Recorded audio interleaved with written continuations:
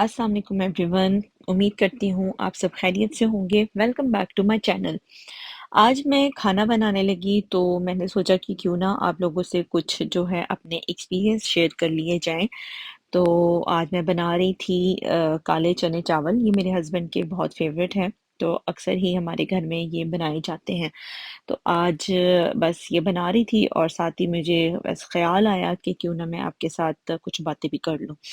तो आज मैं थोड़ा-सा आपसे शेयर करूँगी कि जब हम यूके में लैंड हुए, तो उसके बाद हमें किन मुश्किलात का सामना करना पड़ा। हमारे साथ थोड़ा-सा इश्यू ये रहा कि हमारा यूके में कोई नहीं है, तो हमें कोई गाइड करने वाला नहीं था, हमें कोई बताने वाला नहीं था कि हमें क्या चीज़ें पैक करनी चाहिए, कौन-सी चीज़ें पैक नहीं करनी चाहिए। कोई गाइड करने वाला नहीं था और दूसरी गलती मेरी ये रही कि मैंने रिसर्च भी नहीं किया। मुझे नहीं पता था कि हम ऑनलाइन वीडियोज़ वगैरह देख के या ऑनलाइन रिसर्च करके पता लगा सकते हैं कि हमें क्या चीज़ें पैक करनी चाहिए, या उन दिनों यूँ कह लें कि इतना कुछ so many things were happening कि मुझे वो सोचने का टाइम ही नहीं मिला। मैं तैयारी में ही इतनी बिज़ी थी कि माइंड उस तरफ गया ही नहीं। मेरे हस्बैंड के यहाँ पे एक जानने वाले थे, उनसे उन्होंने पूछा कि आजकल वेदर कैसा है और किस टाइप के कपड़े हमें पैक करने चाहिए।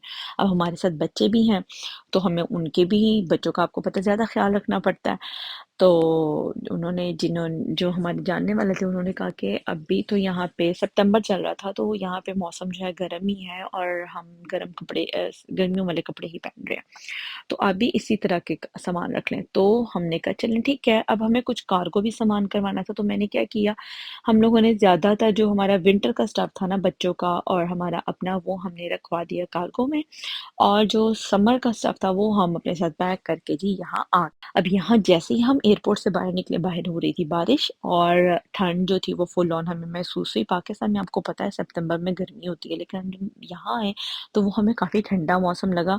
बच्चे बीमार हो गए हमारे और हम भी बीमार, सबको फ्लू चल रहा है, सबके साथ ये इश्यूज चल रहे हैं, और कपड़े जो हैं वो हमारे कार्गो में हैं जो कि आने थे कोई 2-3 हफ्ते बाद। अब तब तक हमें गुजारा करना था। फिर हमें ये भी नहीं पता था कि अगर आप यहाँ बीमार हो जाते हैं तो आपने डॉक्टर के पास कैसे जाना है, प्रोसीजर क्या है यहाँ पे, अगर आपने बच्चे को नर्सरी में कराना है तो क्या प्रोसीजर, अगर स्कूल में कराना है तो क्या प्रोसीजर है, ये सारी चीज़ें हमें नहीं थी पता। बच्चों को आउटिंग के लिए कहाँ लेके जा सकते हैं, कौन कौन सी प्लेसेस हैं जहाँ पे आप उनको आउटिंग के लिए लेके जा सकते हैं। फिर हमें हर किसी ने बताया कि यहाँ पे डॉक्टर के पास जाने के लिए, लाइक जीपी बोला जाता है उसको, जीपी जनरल प्रैक्टिशनर के पास जाने के लिए आपको अपने आप को रजिस्टर कराना पड़ता है अपने घर के करीब तरीन सर्जरी में। तो मेरे हस्बैंड फिर गए हैं और उन्होंने जाके सबको रजिस्टर किया, और जब हमने वहाँ अपने आप को रजिस्टर किया तो उसके कुछ दिन बाद ही हमारे घर एक हेल्थ विजिटर जो थी वो आई। अब उस हेल्थ विजिटर को सारा डेटा जो था हमारा सर्जरी की तरफ से फराहम किया गया।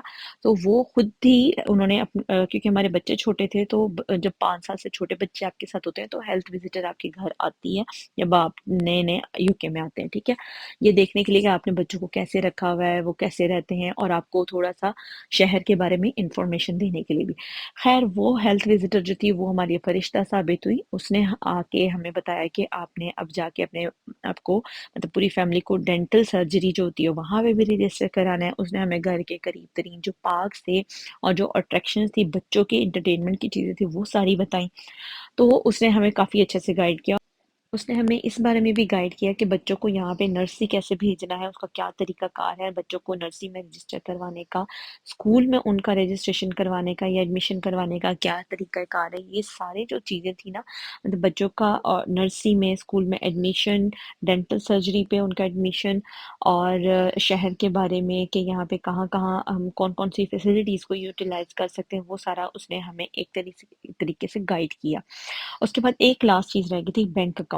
तो बैंक अकाउंट जो थे वो मेरे हस्बैंड ने उसके ऊपर रिसर्च की, और जो तब तक हमारा थोड़ा इधर उधर लोगों से भी जान पहचान हो गई थी, उनसे पता किया तो पता चला जी, अब हाई स्ट्रीट जो बैंक होता है उसमें जो फ्रेशीज आते हैं यहाँ पे, उनको अकाउंट खुलवाना बहुत मुश्किल है, उनका नहीं खुलता। तो फिर पहले हमने एक ऑनलाइन बैंक में अकाउंट बनवाया, और उसके बाद आहिस्ता आहिस्ता जो है फिर हम जो हाई स्ट्रीट बैंक है, कुछ अर्से बाद, लाइक फ्यू मंथ्स बाद, हमारा उसमें भी अकाउंट जो था हमने खुलवा दिया। तो इस तरह करके हम इन सारे मराहिल से गुज़रे, इन मसलों से गुज़रे, लेकिन ये है कि जैसे-जैसे वक़्त गुज़रता गया, हमारे मसले हल होते गए। 1 साल बाद हम ये कह सकते हैं कि हमारे मोस्ट ऑफ द लाइक 1 साल बाद हम कंप्लीटली ऑलमोस्ट सेटल हो गए थे।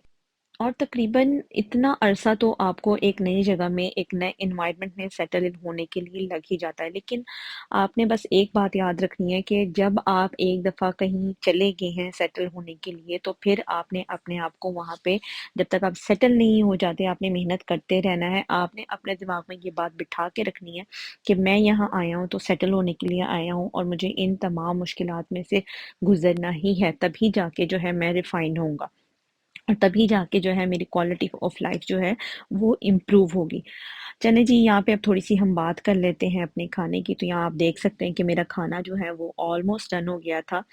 आप अगर मेरे चैनल पर नए हैं और आपने अभी तक सब्सक्राइब नहीं किया, तो प्लीज़ मेरे चैनल को सब्सक्राइब करके बेल आइकन प्रेस कर दें और वीडियो को लाइक एंड शेयर कर दें। Thank you so much.